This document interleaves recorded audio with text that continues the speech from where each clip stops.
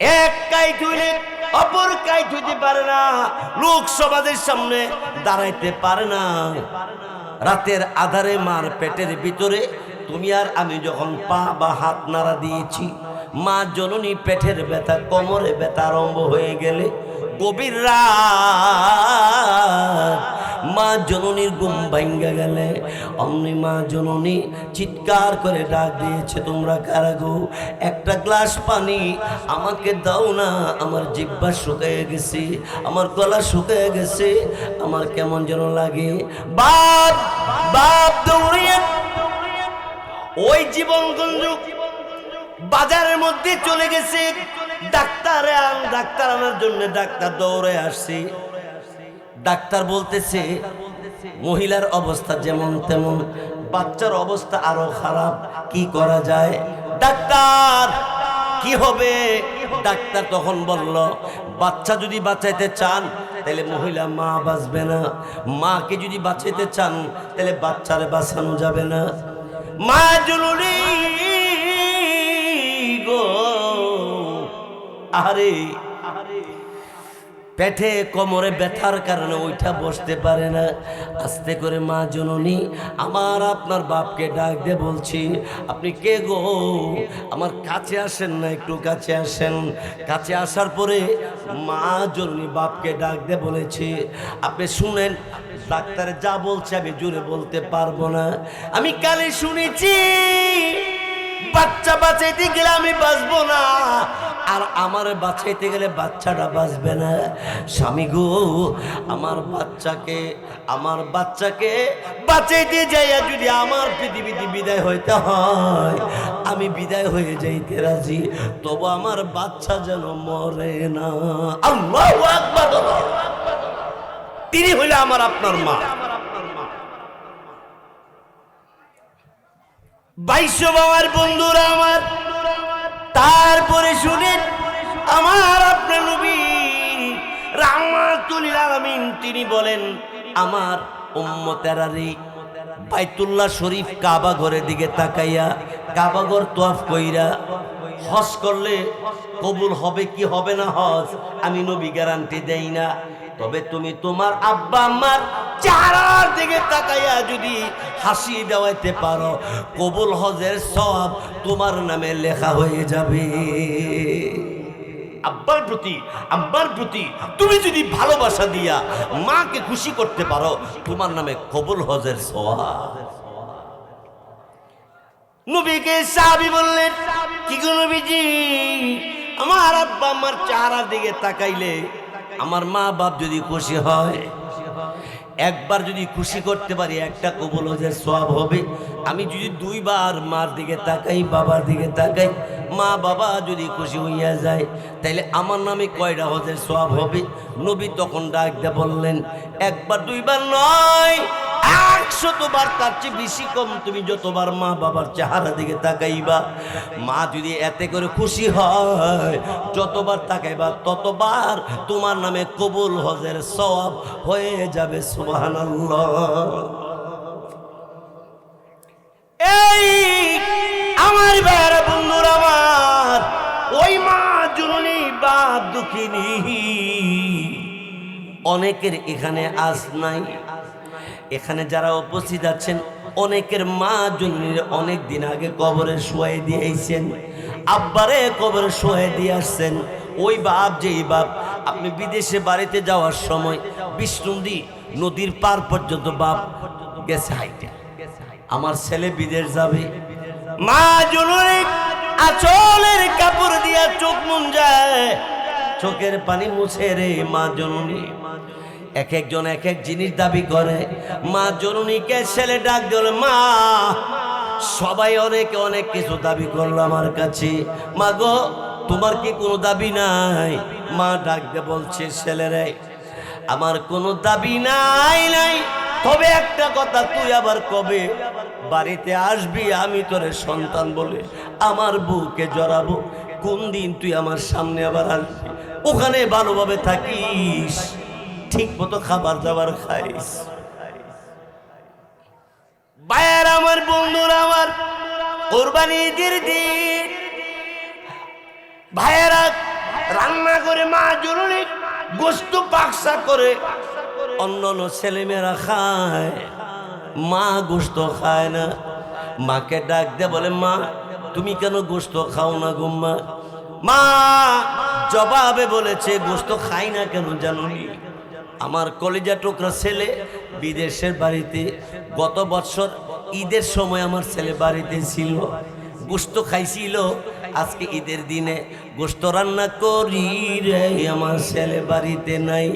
ওই ছেলে দুঃখে দুঃখিত হইয়া মা জননী চোখের পানি ছেড়ে কান্দে। হ্যাঁ, নবীনগর বাঞ্চারামপুর সহ গোটা বিশ্বে এই বয়ান যারা শুনছেন শুনবেন। আমার বয়ান ইউটিউবে ফেসবুকে সারা বিশ্বে বাজে। আপনারা যারা আমার বয়ান ইউটিউবে শুনছেন বা শুনবেন, আমি অনুরোধ করি, এইবারে মানুষ কোরআন শরীফের প্রতি মহব্বত বেশি। এরা বারান্দার তক্তা বাইন্দা কোরআন শরীফ ধরে রাখছে, মনে হয় প্রতিদিন বারান্দাত বইয়া আল্লাহর বাণী কোরআন শরীফ পড়ে। ইমাম সাহেব জিজ্ঞা, ভাই সাহেব আপনি মনে অনেক কোরআন শরীফ পড়েন? না, 10-12 বছরের ভিতরে কোরআন শরীফ হাতে লই দেখছি না, ফাতলা না ওজন দৈরই দেখছি না। তো বারান্দাত কোরআন শরীফ রাখছেন কেন? হুজুর আপনি তো আমার ইতিহাস জানেন না। কিছে? আমার 2 ছেলে লন্ডন থাকে আর 2 ছেলে ইটালি থাকে। এই ছেলেরা বিশাল বড় টিভি আনছে, টেলিভিশন। ওই টেলিভিশন হচ্ছে আপনার 56 ইঞ্চি বড়, এক বেড়ার হমা। তো ইমাম সাহেব জিজ্ঞে, তারপরে কি হয়েছে? কই যে এই কোরআন শরীফটা যদি ঘরের ভিতরে রাখি আর টিভিও ঘরের ভিতরে রাখি, না জানি কি বেয়াদবি হয়। এই জন্য কোরআন শরীফ বাইর করিয়া বারান্দাত রাখছি আর টেলিভিশনটা ঘরের ভিতরে রাখছি। মানে কোরআন শরীফের সম্মান কম আর টিভির সম্মান বেশি। অথচ লোকটার জিগাইলে আপনি কি? আমি আহলে হক, আমি নবীর উম্মত, আমি নবীর আশেক। কার আশেক? সিট করে হুতাইয়া ফাও দিয়ে চাপ দিলে দুরূদ শরীফ পড়তে পারে না, শুদ্ধ করে দুরূদই পড়তে পারে না।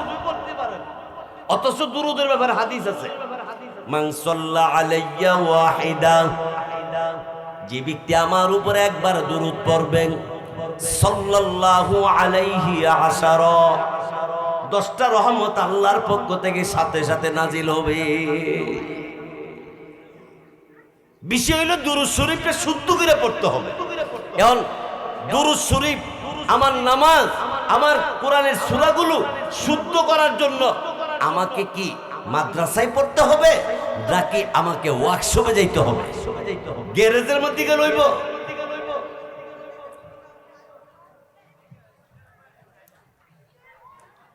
আমার ভাইয়ের ইব্রাহিম আলাইহিস সালাম তিনি 1 নম্বর দোয়া করলেন, ইয়াতলু আলাইহিম আয়াতি। ওগো আল্লাহ রব্বুল আলামিন, আমার বংশের মধ্যে এমন একজন নবী পাঠান যিনি আমার ওই নবী তাদের উপরে কোরআন শরীফের তেলাওয়াত করবে, আপনার আয়াত তেলাওয়াত করবে, আপনার নিদর্শন তেলাওয়াত করবেন। ওয়া ইউআল্লিমুহুমুল কিতাব। আর 2 নম্বরে আপনার কোরআন অর্থাৎ আপনার বাণী শিক্ষা দিবে। কোরআন তেলাওয়াত করবে, কোরআন শিক্ষা দিয়ে দিবে। ওয়াল হিকমাহ, এবং হিকমত বয়ান করবে, অর্থাৎ ফিকহ বয়ান করবে, কোনটা হালাল কোনটা হারাম এর বিবরণ দিবে। হালালের প্রতি আহ্বান করবে, হারাম থেকে মানুষকে বাঁচায়া জান্নাতের পথ দেখাবে, জাহান্নাম থেকে মানুষকে বাঁচাবে। এমন একজন নবী আমার বংশের মধ্যে পাঠাইয়া দেন। ওয়ায়ুযাক্কিহিম, নবী বলেন আমার আল্লাহ রাব্বুল আলামিন ওয়ায়ুযাক্কিহিম বইলা বুঝাইতে চায়, মানুষ দুনিয়ার জমিনে আসার পরে জংকার অন্তরের মধ্যে পড়ে যায়। এই জং পরিষ্কার করার জন্য 1 নম্বর হাতিয়ার কোরআন তিলাওয়াত। সুবহানাল্লাহ, জোরে কোন। আমার ভাইয়ের বন্ধুরা, আমার কোরআন যার অন্তরে থাকবে তার মধ্যে কোনোদিন অমানবিক থাকবে না, মানবিক থাকবে। জোরে কোন, ঠিক কিনা? আরো জোরে কন। আমার ভাইরা বন্ধুরা আমার, নবীজি বলেন মা জননীর প্রতি ভালোবাসা, আব্বার দক্ষিণের প্রতি ভালোবাসা থাকার জন্য কোরআনের সাথে সম্পর্ক করো। কোরআন তোমার সাথে আছে, কোরআনের সাথে তোমার সম্পর্ক আছে, মা বাবার প্রতিও তোমার সম্পর্ক থাকবে। নবীজির পাগল দেওয়ানার নাম ছিল ওয়াইসুল কারনি। আমরা এমনি ওয়াস করিনি, পাগল কই। কিতাবের মধ্যে উনার নামটা উল্লেখ করা হয়েছে ওয়াইসুল কারনি। আমার ভাইয়ের ওয়াইসুল কারনি চিঠি লিখছে আমার নবীর কাছে, ইয়া রাসূলুল্লাহি ইয়া হাবিবাল্লাহ, নবী গো আমি ওয়াইসুল কারনি আপনার কাছে আসতে চাই, আপনার নুরানি চেহারাটা আমি দেখতে চাই। নবীজি আমি আপনাকে এক নজর দেখব, কারণ হলো আপনার চেহারা মুবারক দেখার পরে যারা ঈমান আনয়ন করবে, ওই ঈমান সহকারে যে মৃত্যুবরণ করবে, আল্লাহ তাআলা তারে জান্নাতের মেহমান বানাইয়া দিবে। নবী গো আমার বাড়িটা অনেক দূরে, আসতে কয়েকদিন সময় লাগবে, অনুমতি দিলে আমি চলে আসব আপনাকে দেখার জন্যে। নিচে দিয়া লিখছে, নবীজি আমার বৃদ্ধ বাপ দুনিয়াতে বিদায় হয়ে গেছে, আমার মা বৃদ্ধা অবস্থায় ঘরের মধ্যে আছে, আমি নিজে গোসল দিয়া দেই, কাপড় পরাইয়া দেয়, আমার মা জননীকে খাবার লোকমা উঠাইয়া মা জননীর মুখে উঠাইয়া দেই, মার গোসল পর্যন্ত আমি করাইয়া দেই। আপনাকে দেখতে আসলে কোনো অসুবিধা হবে কিনা বলেন? আমার আপনার নবী বললেন, ওয়াইসুল কারনিকে চিঠির মধ্যে উত্তর দিয়া দিলেন, না না হে ওয়াইসুল কারনি, আমি নবীকে দেখার জন্য আসতে হবে না। তুমি শোনো, যে কোরআনের ভিতরে আল্লাহ পাক রব্বুল আলামিন বলেছেন, আব্বা আম্মার খেদমতের জন্য আল্লাহ বলে দিয়েছেন, সেই কোরআনের প্রতি তোমার ভালোবাসা যদি থাকে, আর এই কোরআনের প্রতি তোমার ভালোবাসা রাইখা মা বাপকে যদি তুমি খুশি করতে পারো, আমি নবী ঘোষণা দিলাম তুমি আমার সাথী জান্নাতের মেহমান হবে।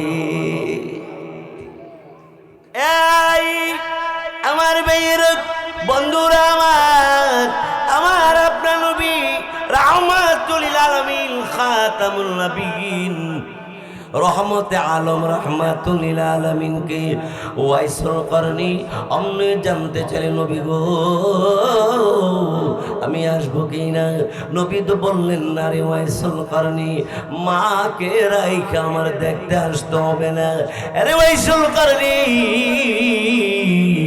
ঈমান আনয়ন করেছো, আমি আল্লাহ রাব্বুল আলামিনের উপরে, আল্লাহ রাব্বুল আলামিনের দরবার আমি তোমার জন্য দোয়া করব। হে ওয়াইসুল কারনি, তিনটা কাজ করবা। এক নম্বর, আল্লাহর সাথে কাউকে শরীক করবা না। দুই নম্বরে, আমার সুন্নত মোতাবেক ইবাদত করবা।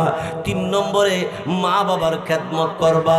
এই তিন কাজ যদি করতে পারো, আমি নবী ঘোষণা দিলাম তুমি আমার সাথে জান্নাতি। জোরে বলে আল্লাহু আকবার। মার মনে কষ্ট দিলেন, আব্বার মনে কষ্ট দিলেন, আপনার ইবাদতকে বাতিল করে দিলেন।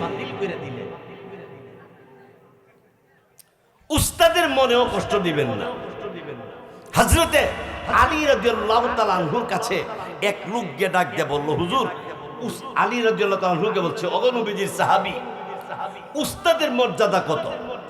উস্তাদের মর্যাদা দিমু কেমনে?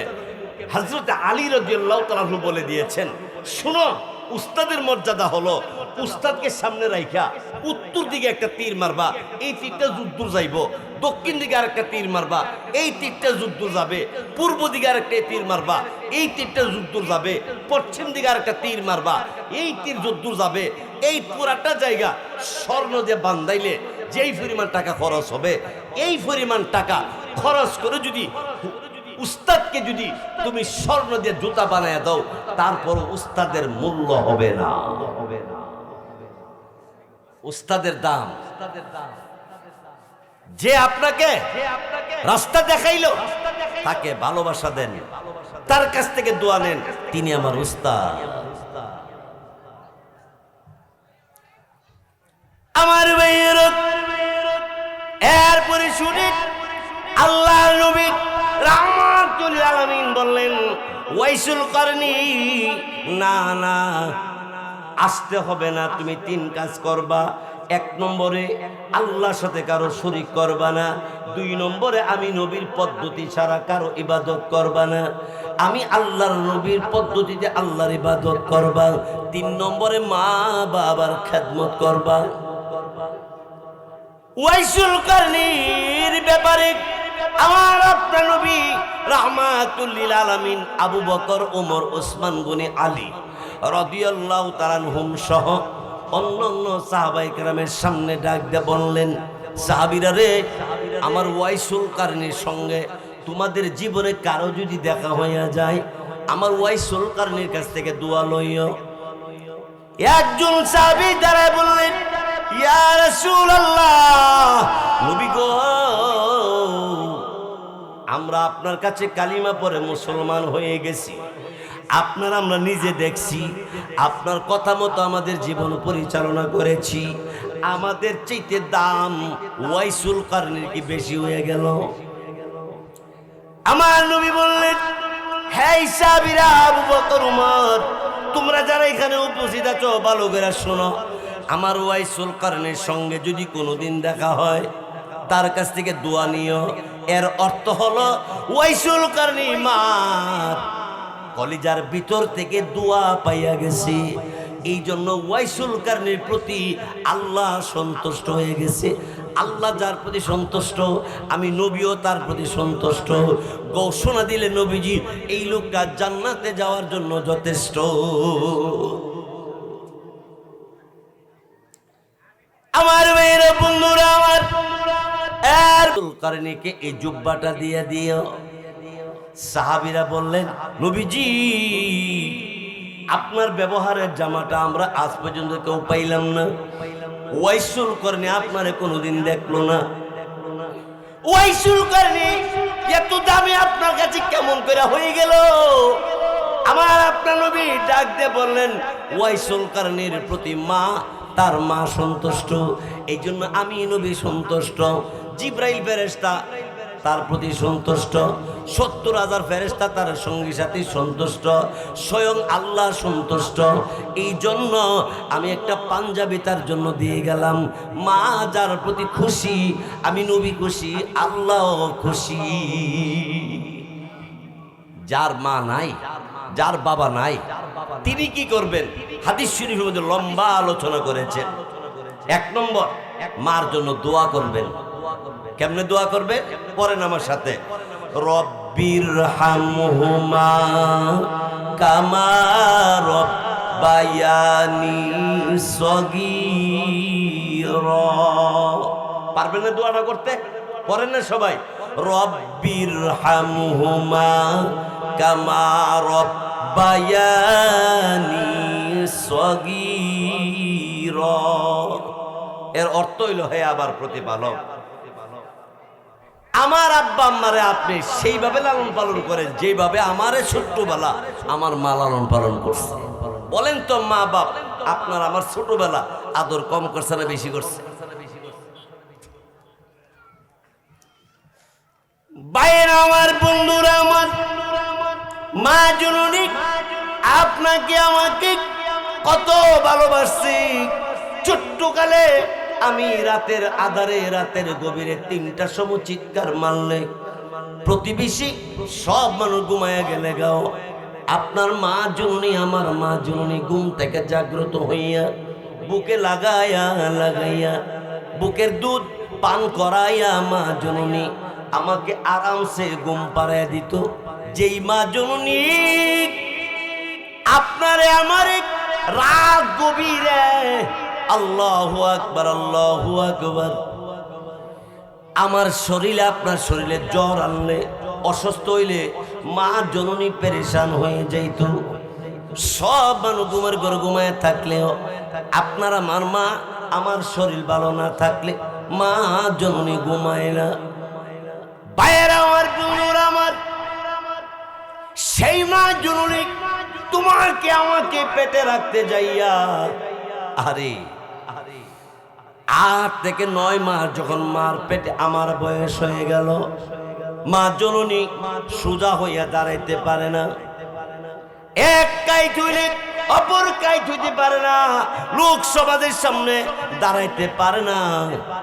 রাতের আধারে মার পেটের ভিতরে তুমি আর আমি যখন পা বা হাত নাড়া দিয়েছি, মা জননী পেটের ব্যথা, কোমরে ব্যথা আরম্ভ হয়ে গেলে গভীর রাত মা জননীর ঘুম ভাঙ্গা গেলে অমনি মা জননী চিৎকার করে ডাক দিয়েছে, তোমরা কারা গো? একটা গ্লাস পানি আমাকে দাও না, আমার জিহ্বা শুকিয়ে গেছে, আমার গলা শুকিয়ে গেছে, আমার কেমন যেন লাগে। বাপ বাপ দৌড়িয়ে ওই জীবনগঞ্জ বাজারের মধ্যে চলে গেছে। ডাক্তার আনার জন্য ডাক্তার দৌড়ে আসছে। ডাক্তার বলতেছে মহিলার অবস্থা যেমন তেমন, বাচ্চার অবস্থা আরো খারাপ, কি করা যায়? ডাক্তার কি হবে? ডাক্তার তখন বলল, বাচ্চা যদি বাঁচাইতে চান তাহলে মহিলা মা বাঁচবে না, মাকে যদি বাঁচাইতে চান তাহলে বাচ্চারে বাঁচানো যাবে না। মা জননী গো, আরে পেটে কোমরে ব্যথার কারণে ওইটা বসতে পারে না। আস্তে করে মা জননী আমার আপনার বাপকে ডাক দিয়ে বলছি, আপনি কে গো? আমার কাছে আসেন না, একটু কাছে আসেন। কাছে আসার পরে মা জননী বাপকে ডাক দিয়ে বলেছে, আপনি শুনেন, ডাক্তার যা বলছে আমি জোরে বলতে পারবো না। আমি কালে শুনেছি বাচ্চা বাঁচাইতে গেলে আমি বাঁচবো না, আর আমার বাঁচাইতে গেলে বাচ্চাটা বাঁচবে না। স্বামী গো, আমার বাচ্চাকে বাঁচাইতে যাইয়া যদি আমার পৃথিবীতে বিদায় হইতে হয়, আমি বিদায় হয়ে যাইতে রাজি, তবু আমার বাচ্চা যেন মরে না। আল্লাহু আকবার। তিনি হইলে আমার আপনার মা। 22 বাবার বন্ধুরা আমার, তারপরে শুনেন আমার আপনার নবী রাহমাতুল লিল আলামিন তিনি বলেন, আমার উম্মতেরা রে, বাইতুল্লাহ শরীফ কাবা ঘরের দিকে তাকাইয়া কাবা ঘর তওয়াফ কইরা হজ করলে কবুল হবে কি হবে না হজ আমি নবী গ্যারান্টি দেই না। তবে তুমি তোমার আব্বা আম্মার চেহারার দিকে তাকাইয়া যদি হাসি দেওয়াইতে পারো, কবুল হজের সওয়াব তোমার নামে লেখা হয়ে যাবে। আব্বার প্রতি তুমি যদি ভালোবাসা দিয়া মাকে খুশি করতে পারো, তোমার নামে কবুল হজের সওয়াব। নবীকে সাহাবী বললেন, কি গো নবীজি, আমার আব্বা আম্মার চেহারার দিকে তাকাইলে আমার মা বাপ যদি খুশি হয়, একবার যদি খুশি করতে পারি একটা কবুল হজের সওয়াব হবে। আমি যদি 2 বার মার দিকে তাকাই, বাবার দিকে তাকাই, মা বাবা যদি খুশি হইয়া যায়, তাইলে আমার নামে কয়টা হজের সওয়াব হবে? নবী তখন ডাক দিয়ে বললেন, 1 বার 2 বার নয়, 100 বার, তার চেয়ে বেশি কম। তুমি যতবার মা বাবার চেহারা দিকে তাকাইবা, মা যদি এতে করে খুশি হয়, যতবার তাকাইবা ততবার তোমার নামে কবুল হজের সওয়াব হয়ে যাবে। সুবহানাল্লাহ। এই আমার ভাইরা বন্ধুরা আমার, ওই মা জননী বাপ দুঃখিনী অনেকের এখানে আজ নাই।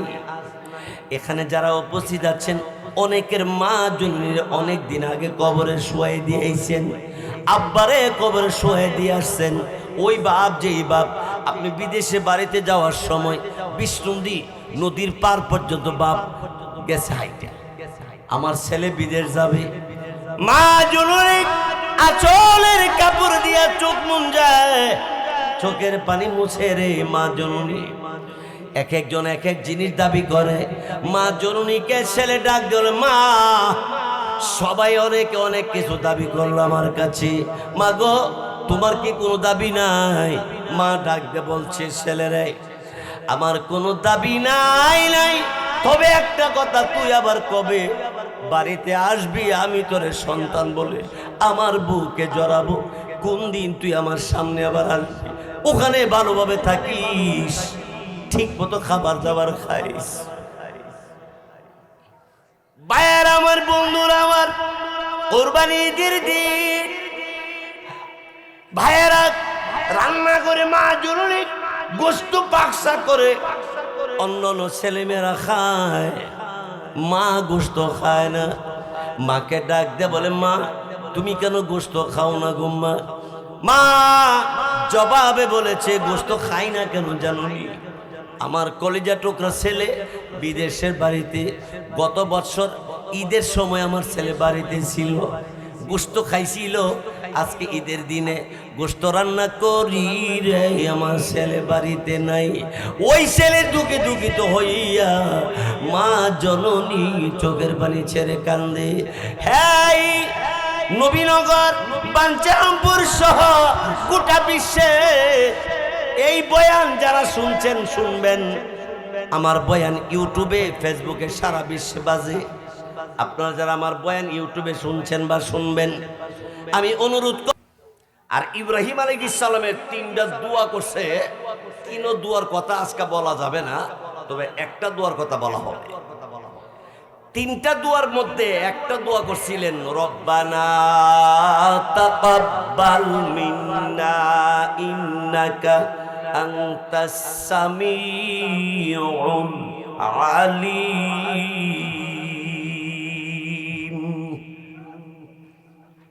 হযরত ইব্রাহিম আলাইহিস সালাম কাবা ঘর নির্মাণ করার পরে তিনি এই দোয়াটা করলেন, হে আমার প্রতিপালক, আমি যে কাবা ঘরের কাজ করতে পারলাম, আমি যে কাবা ঘরে রাজমিস্ত্রি করতে পারলাম, আমার ছেলে ইসমাইল যে রাজ জোগালি হতে পারলো, এই জন্য রব্বানা, ওগো আমাদের রব, ওগো আমাদের প্রতিপালক, তাকাব্বাল, গ্রহণ করেন আমাদেরকে, কবুল করেন আমাদেরকে। আল্লাহ অবশ্যই আপনি সবচাইতে বেশি জানেন আর শুনেন। সবচেয়ে বেশি শুনে কে? সবচেয়ে বেশি জানে কে? আরো জোরে ক। আল্লাহ তাআলাকে ইব্রাহিম আলাইহিস সালাম বুঝাইতে চায় যে আল্লাহ আপনার চেয়ে বেশি কেউ শুনে না, আপনার চেয়ে বেশি কেউ জানেও না। ইব্রাহিম আলাইহিস সালাম তিনি এই দোয়া করে তিনি বুঝিয়ে দিতে চাই, ও দুনিয়ার মানুষ,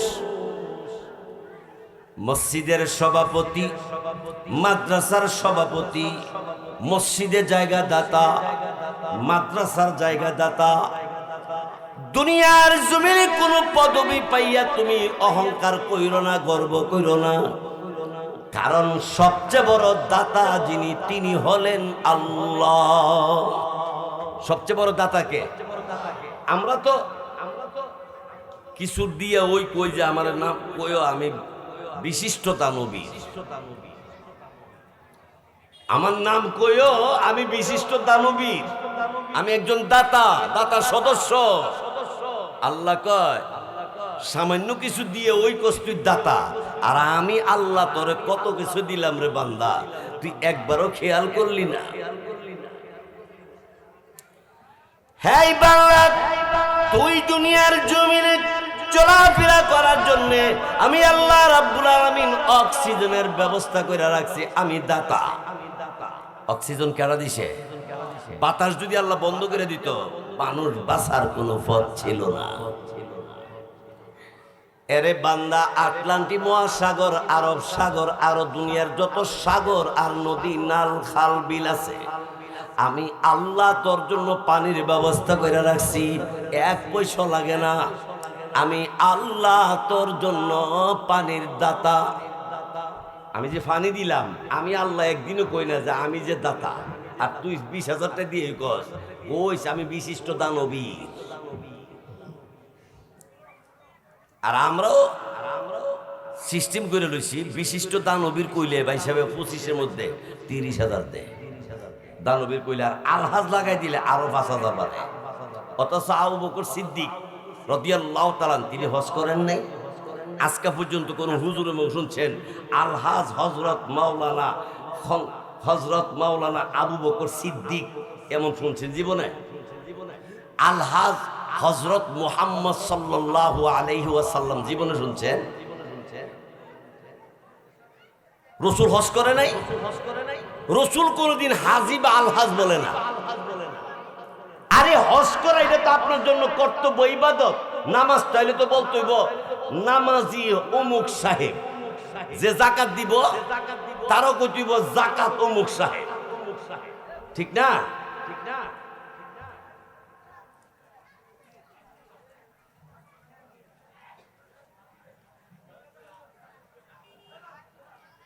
অন্তর থেকে দুনিয়ার দাপট, দুনিয়ার যত রকমের পদবী আছে সব পদবীকে অন্তর থেকে বের করে দিয়া একমাত্র আল্লাহর সন্তুষ্টির জন্য পদে আসন গ্রহণ করুন, মর্যাদা পাবেন। আপনার দ্বারা মানুষের উপকার হবে, আপনার দ্বারা ইসলামের উপকার হবে, আপনার দ্বারা আল্লাহর নৈকট্য লাভ করা সম্ভব হবে। যতক্ষণ অন্তর থেকে তাকাব্বুরি দূর না হবে ততক্ষণ আপনি কিছুই করতে পারবেন না।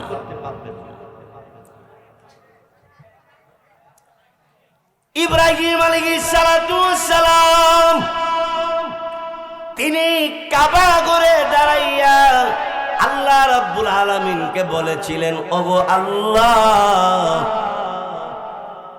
আমাদেরকে আপনি কবুল করেন।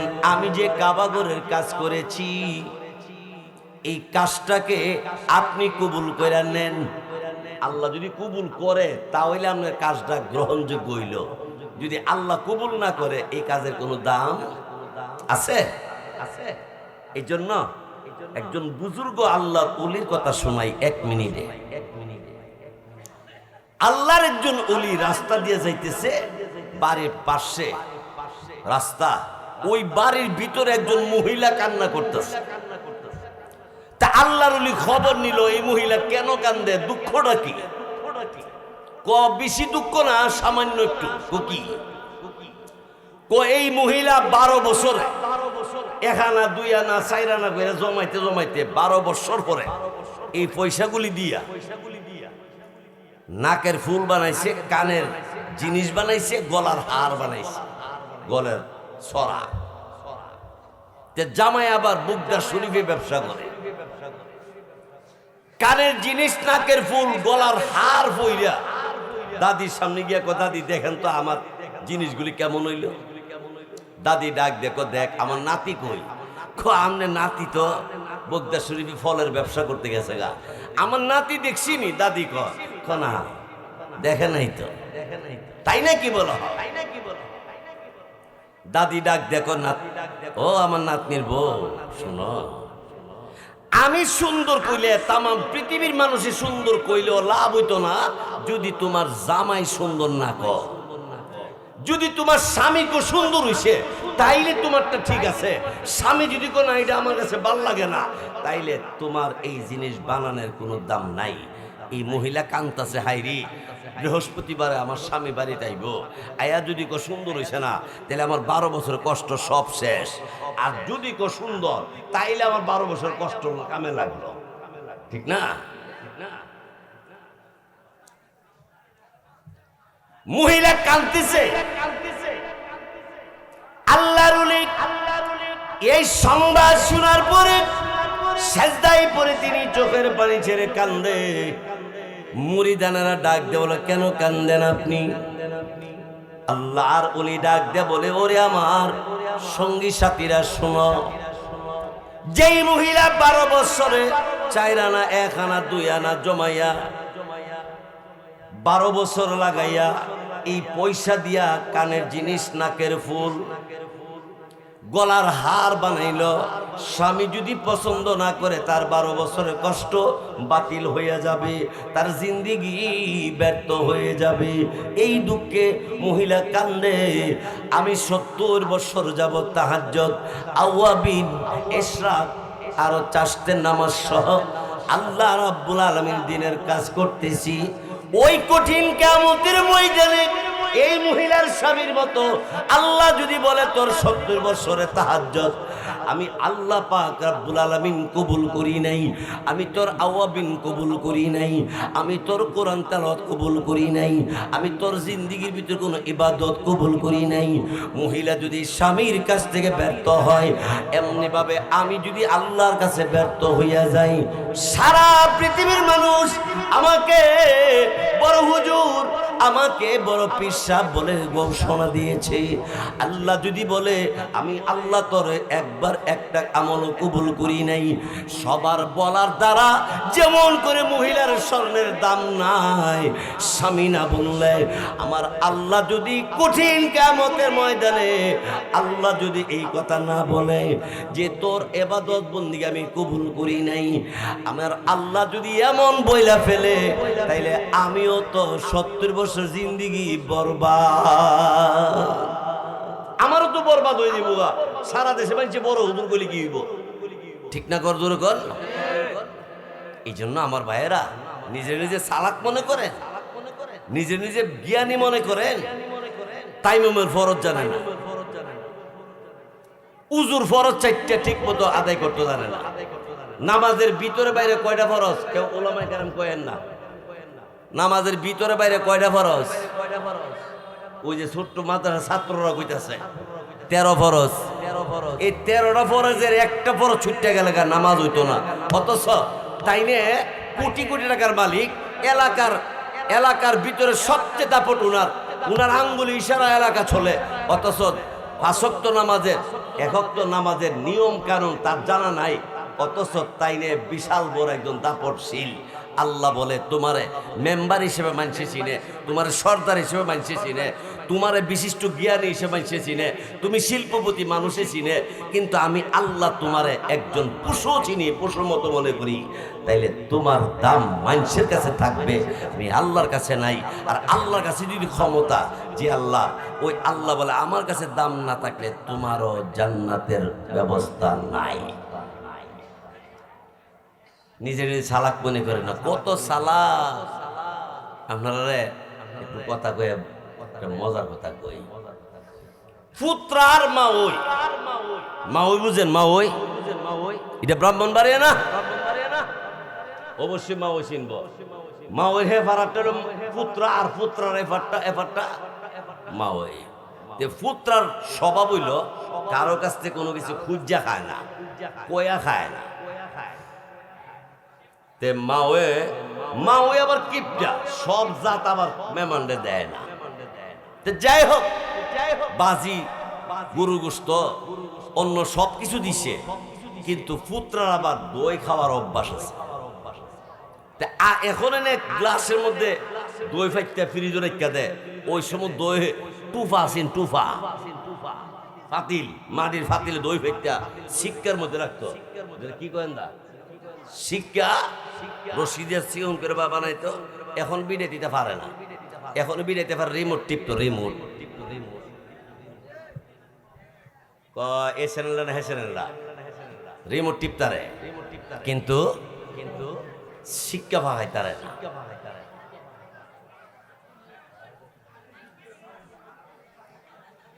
ভাইয়ের আমার, বন্ধুর আমার, ভালো করে কথাগুলো খেয়াল করুন, আল্লাহকে ভয় করুন, আল্লাহর কোরআনের কথা শুনবার জন্য মনোযোগ দিয়ে শুনুন। আল্লাহ সবাইকে তৌফিক দান করুন, বলেন আমিন। সবাই আল্লাহ আল্লাহ আল্লাহ আল্লাহ।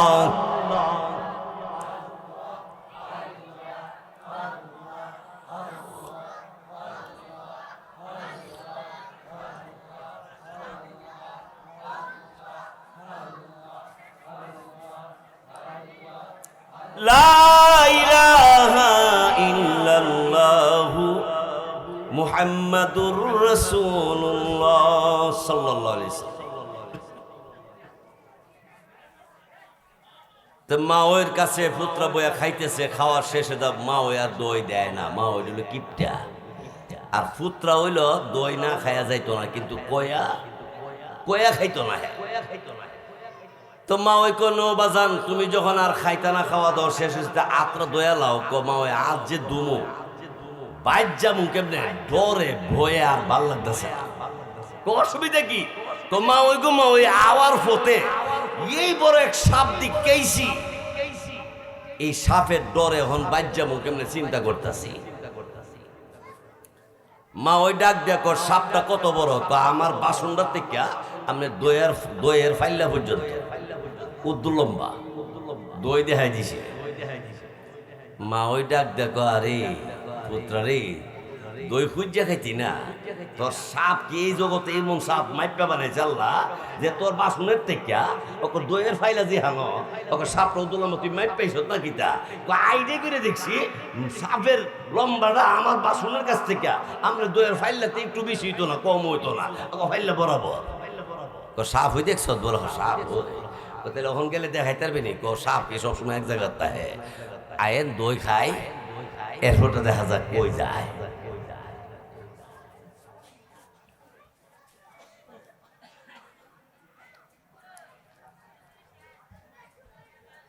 চালাকি করে দুনিয়া সব করা যায়, কিন্তু আল্লাহরে পাইতে হইলে নবীর সুন্নতের প্রয়োজন হইয়া যায়।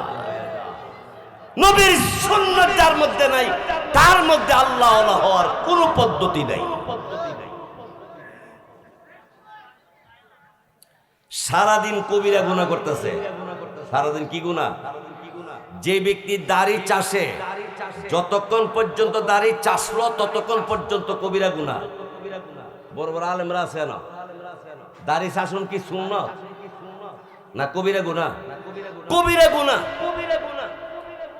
দাড়ি চাইশা ফিনিশিং দিয়া আয়া ইমাম সাহেব রে ক হুজুর কি মাইকের আওয়াজ কম করে ও কইতারি না, কমিটি কাটা বড় মুখ তো কমিটির আপনি বলতে পারেন না কেন? আপনি কে কমিটির কাছে বলতে পারেন না, হুজুরের কাছে যান কেন? গুইরা খালি আলেমের সাথে লাগিয়ে থাকবা। এই দিকটা খ্রিস্টান বেঈমান কাফের নাস্তিকেরা আপনার ইমানকে বুইটিয়া গাট্টি বাইন্দা লইয়া যাওয়ার জন্য ইসকন নামক একটা দল বেরিয়েছে। আর জোরে কর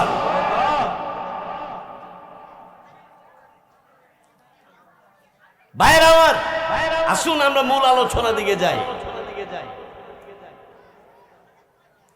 মূল আলোচনা বুঝবার আগে ঈমান এবং আমলকে শুদ্ধ করার জন্য আপনার আমার যে করণীয় বিষয়টা আপনাদের সামনে পেশ করা হবে। হযরত ইব্রাহিম আলাইহিস সালাম তিনি চারটা কথা আল্লাহর কাছে বলছিলেন। কতটা কথা? রব্বানা ওয়াবআস ফীহিম রাসূলাম মিনহুম ইয়াতলু আলাইহিম আয়াতিক। এক, ওয়া ইউআল্লিমুহুমুল কিতাব। দুই, ওয়াল হিকমাহ। তিন, ওয়া ইউযাক্কিহিম। চার। কয়টা হইল? ইব্রাহিম আলাইহিস সালাম আমাদের জাতির পিতা আল্লাহর কাছে 4টা কথা চাইছে। কতটা জিনিস চাইছে? এক নম্বর, ওগো আল্লাহ রাব্বুল আলামিন, আমার বংশের মধ্যে পরবর্তী প্রজন্ম যারা আসবে তাদের মধ্য থেকে এমন একজন নবী পাঠান যেই নবীর কাজ হবে 4টা। নবীর কাজ কয়টা? নবীর উম্মতের কাজও 4টা। নবীর উম্মতের কাজও কয়টা হবে? 4টা কাজ। নবীর কাজ হইল 4টা, নবীর উম্মতের কাজ হইল 4টা। কি কি?